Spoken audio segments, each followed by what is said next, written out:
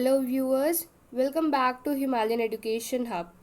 सो question की series continue करते हुए आज हम लोग को नेक्स्ट 20 क्वेश्चंस की तरफ बढ़ना है, दैट इज 61 टू 80। ठीक है, देखो बहुत ही जल्दी 100 हो जाएंगे। उसके बाद 100 क्वेश्चंस में ना अगर हम दोबारा उसकी वीडियो सुनेंगे तो आपको कम से कम 150 क्वेश्चंस मिलेंगे, तो प्लीज़ उनको ध्यान से देखें। ठीक है, which one of the following state does not form part of Narmada river basin. ठीक है, देखो पहले रिवर बेसिन क्या होता है ना, मतलब बेसिकली जैसे एक मेन रिवर जा रही है, हाँ, तो इस तरह छोटे छोटे से मतलब ड्रेनेज पैटर्न टाइप निकल आते हैं किसी भी रिवर से। ठीक है, तो ये जो पूरा एरिया कवर करेगी ना, इसको कहते हैं हम लोग रिवर बेसिन।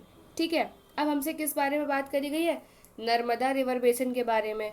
तो यार देखो, एमपी से तो सबसे ज़्यादा पार्ट होगा। ठीक है, एमपी में तो मैक्सिमम ये फ्लो करती है। ठीक है, उसके बाद आ गया राजस्थान। नो, राजस्थान में नहीं करती। ठीक है, तो हमारा आंसर भी यही हो जाएगा। गुजरात में करती है, महाराष्ट्र में करती है। ठीक है, चलो next. The atmospheric air is held to earth by. यार देखो, अर्थ में सब कुछ किसकी वजह से हेल्ड है, सब कुछ क्या किसने पकड़ा हुआ है? ग्रेविटी ने। ठीक है, तो अर्थ का जो एटमॉस्फेयर है ये भी किसकी वजह से? ग्रेविटी की वजह से। अब विंड, क्लाउड्स, यार ये सब ग्रेविटी की वजह से ही रुका हुआ है अर्थ पे। ठीक है, बहुत ही सिंपल था। What would be the impact of global warming on mangrove forests. जो मैंग्रोव फॉरेस्ट है, देखो मैंग्रोव फॉरेस्ट क्या होता है ये समझते हैं। मतलब क्या होता है ना, फॉरेस्ट है तो मतलब पेड़ होंगे। अब इसमें किस टाइप के पेड़ होते हैं? पहली बात तो ना, ये बहुत ही मतलब वुडी होते हैं। ठीक है, मतलब इन्हें बहुत ज़्यादा लकड़ी होती है। ठीक है, और ये ना कोस्टल एरियाज़ में होते हैं। ठीक है, कोस्टल एरियाज़ में होते हैं।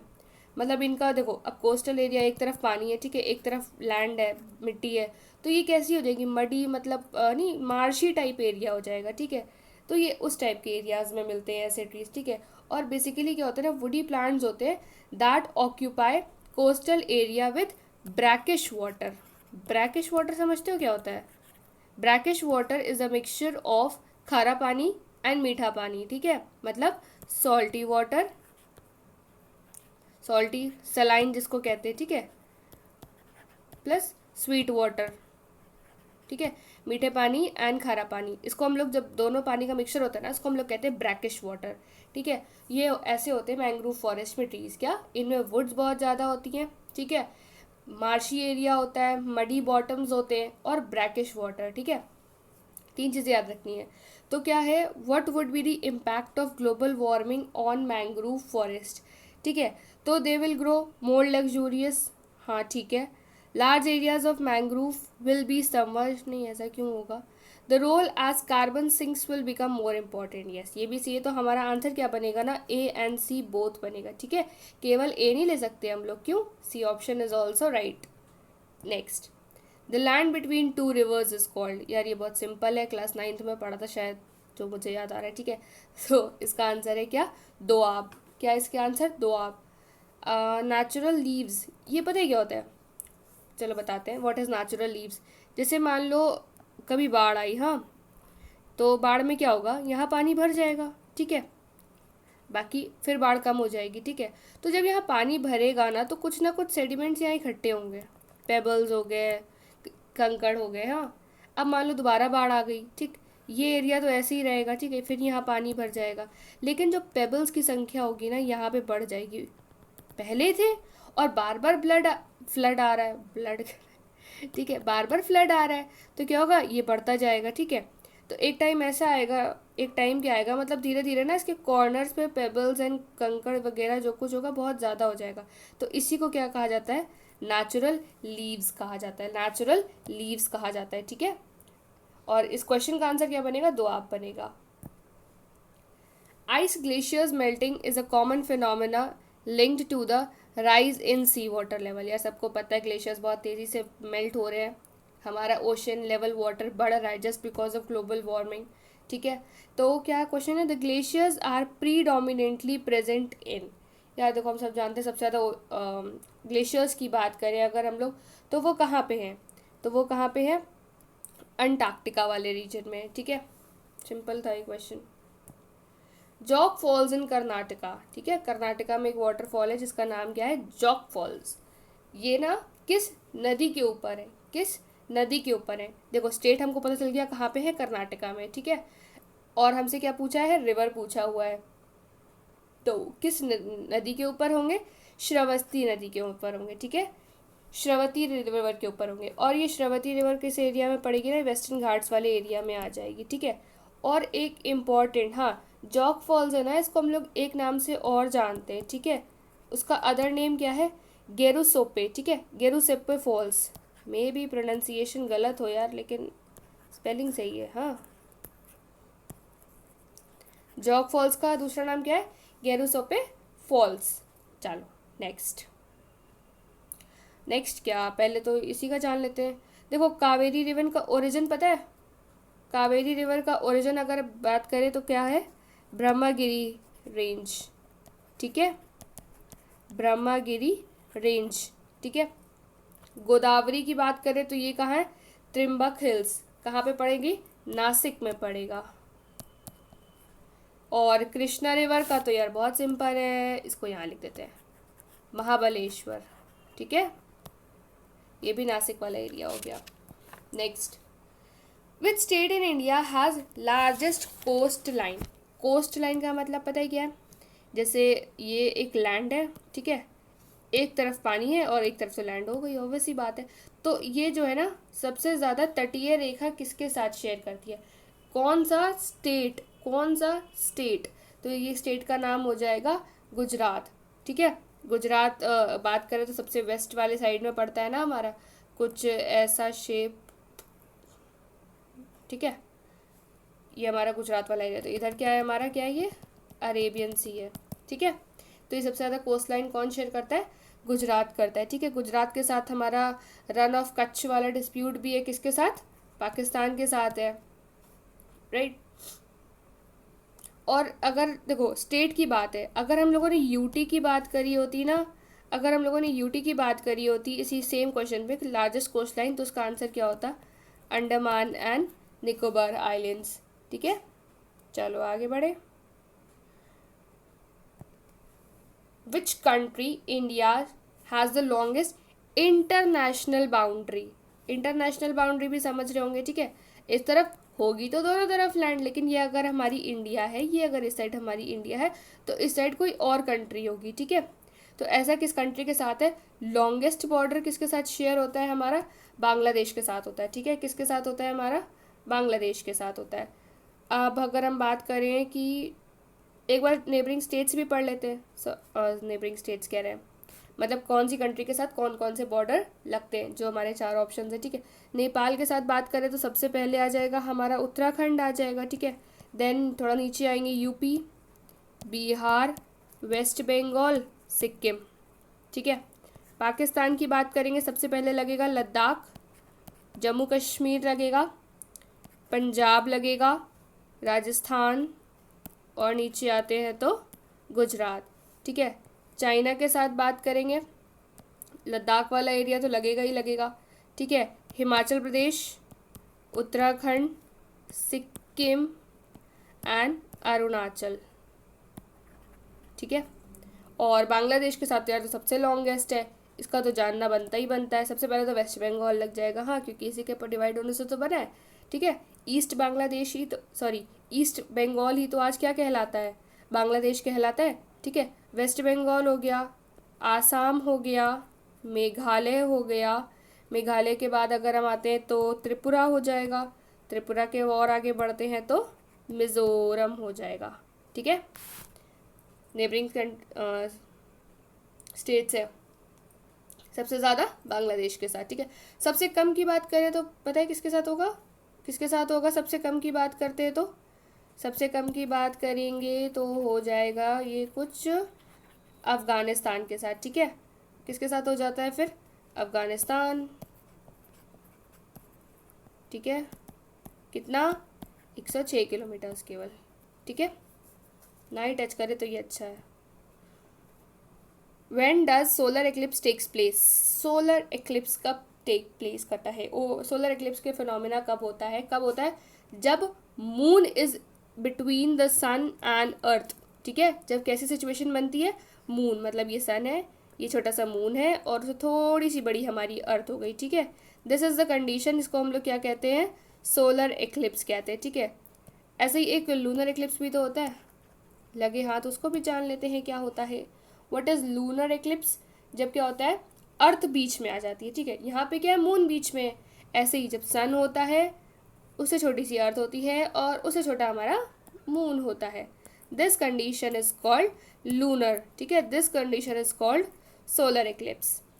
नेक्स्ट, चंद्र ग्रहण एंड सूर्य ग्रहण, right. The only perennial river in peninsular India. Peninsular India की मतलब बात क्या हो गई, नीचे वाले इंडिया, मतलब साउथ इंडिया की बात हो गई, ठीक है। पेरिनियल रिवर्स क्या होती है ना, जिनमें पानी हमेशा बना रहता है, ठीक है। बेसिकली साउथ इंडिया में क्या होता है ना, मेन सीजनल रिवर्स होती हैं सब, जब बारिश हुई तब पानी आया, बाकी टाइम कम हो गया। लेकिन नॉर्थ इंडिया में क्या होता है ना, यहाँ पे हमेशा नदियों में पानी बना रहता है, बिकॉज ऑफ हिमालयाज की जो आइस है वो मेल्ट होती रहती है, जिससे कंटिन्यू वाटर का फ्लो बना रहता है। लेकिन साउथ इंडिया की अगर हम बात करें तो ऐसा हर रिवर में नहीं होता, इसलिए तो क्वेश्चन बना है।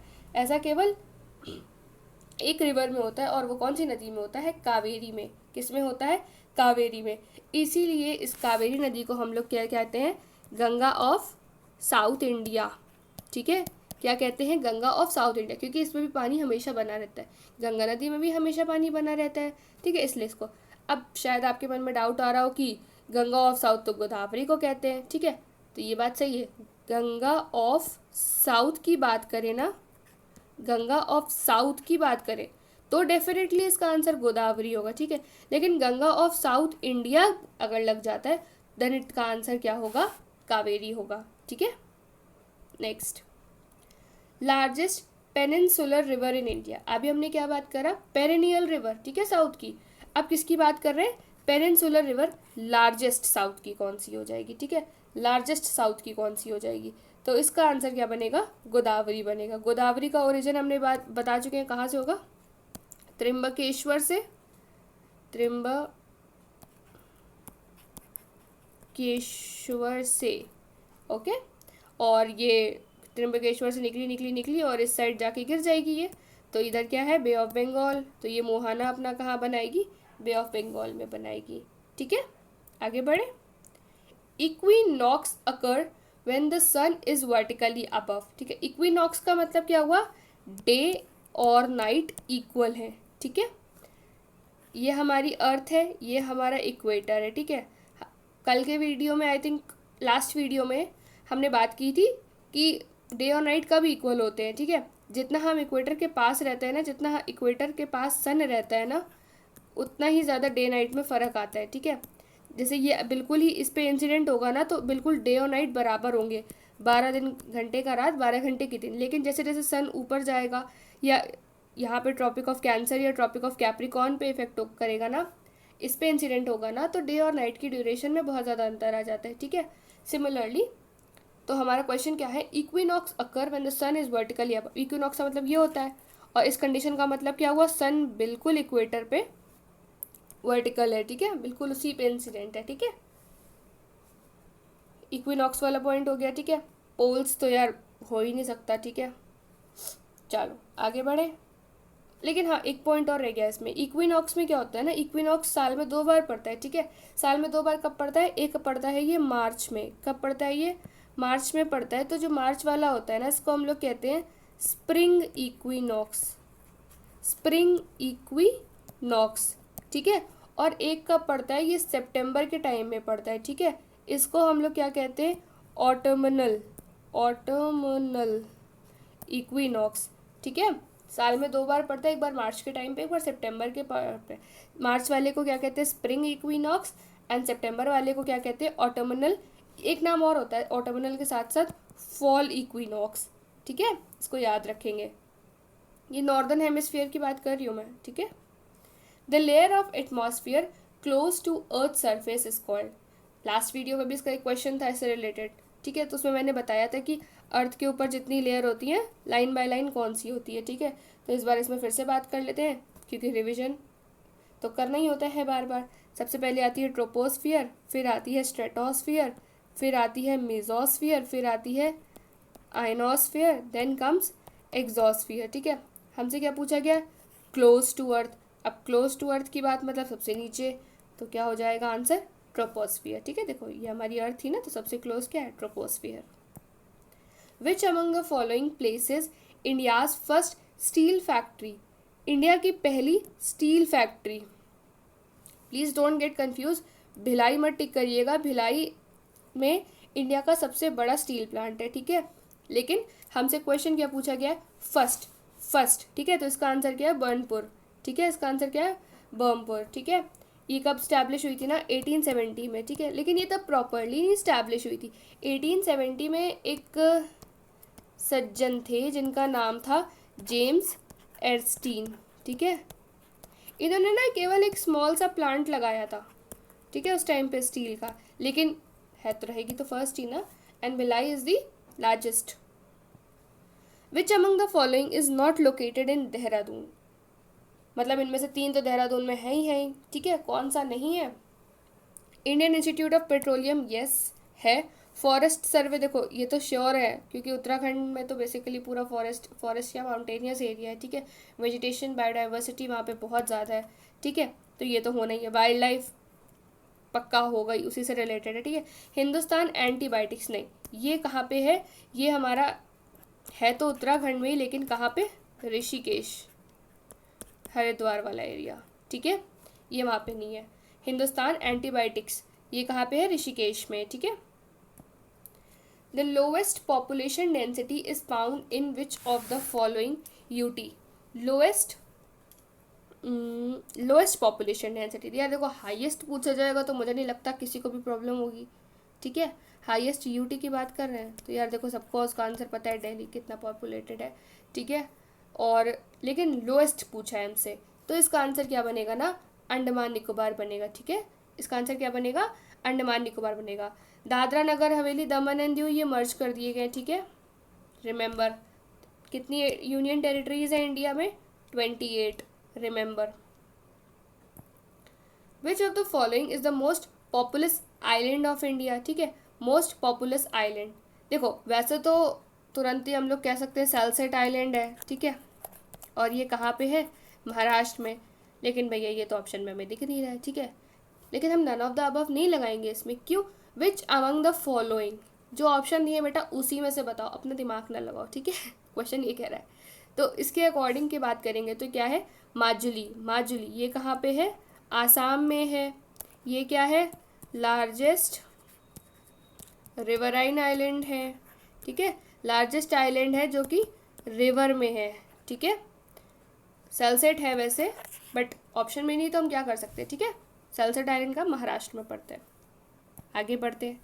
दंड का run is situated in which of the following parts of India, यार ये देखो छत्तीसगढ़ में पड़ता है, ठीक है। कहाँ पड़ता है, छत्तीसगढ़ में। अब छत्तीसगढ़ इंडिया के किस पार्ट में आ जाएगा, सेंट्रल पार्ट में आ जाएगा। तो दंड का रन पठार है ये, तो कहाँ पे पड़ता है, सेंट्रल मतलब छत्तीसगढ़ वाले एरिया में, ठीक है। आगे बढ़ा जाए और आखिरी क्वेश्चन की तरफ, नहीं अभी इसके बाद एक और होगा। Which of the following river is not the tributary of Yamuna, देखो यमुना की ट्रिब्यूटरीज वैसे तो हमको पता ही है, चंबल है, एक हिंडन है, बेतवा है, केन है, ये सब तो लिखी हुई हैं, ठीक है। बची क्या, Gandak, Gandak is not the tributary of Yamuna, and Yamuna is the tributary of Ganga. And Ganga Yamuna यार कहाँ मिलते हैं, गंगा यमुना कहाँ मिलते हैं, ये मिलते हैं आके प्रयागराज में। बड़ी सिंपल, यहीं पे लगता है कुंभ का मेला हर 12 साल में, ठीक है। 4 जगह लगता है कुंभ का मेला, केवल यही नहीं लगता है, ठीक है। चलो आखिरी सवाल की तरफ। The river Alaknanda is originated from which glacier, Alaknanda नदी कहाँ से निकलती है, पहले बताओ। अलकनंदा के साथ कौन सी नदी मिलती है, तब जाके गंगा नदी का ओरिजिनेशन होता है देवप्रयाग में, ठीक है। याद आ रहा है, अलकनंदा के साथ कौन मिल जाती है, भागीरथी, ठीक है। रिवर अलकनंदा कहाँ से निकलती है, सतोपंथ ग्लेशियर से निकलती है, ठीक है। सियाचन ग्लेशियर की लोकेशन हमको पता ही है, ये हमारे इंडिया है, कुछ बिल्कुल नॉर्दर्न वाला पार्ट में जाए, यहाँ पे पड़ता है सियाचन ग्लेशियर, ठीक है। ये एक तरह से ट्राई पॉइंट पड़ता है, ठीक है। यहाँ से हम लोग पाकिस्तान पे भी नज़र रख सकते हैं, इंडिया तो है ही है, प्लस चाइना, ठीक है, ये हाईएस्ट बैटल फील्ड है, ये भी याद रखेंगे। यहाँ पे टेम्परेचर लगभग इतना चला जाता है, तब भी हमारी इंडियन आर्मी वहाँ पे तैनात रहती है, सोचो, है ना। चलो, इसी के साथ हमारे 20 क्वेश्चन ख़त्म हुए। ठीक है, कितने क्वेश्चन हम लोगों ने कर लिए? 80। ठीक है, 100 हो जाएंगे हमारे। ठीक है, 100 क्वेश्चन बहुत होते हैं। And if you'll found out, यार 100 से 150 आराम से बन सकते हैं। ठीक है, इतना तो हो ही जाता है ऑप्शन से। सो प्लीज़ वीडियो को लाइक करें, शेयर कर दें एंड मोटिवेटेड रखें हमें। ठीक है, चलो, do like the channel, subscribe. Thank you, tata, bye bye.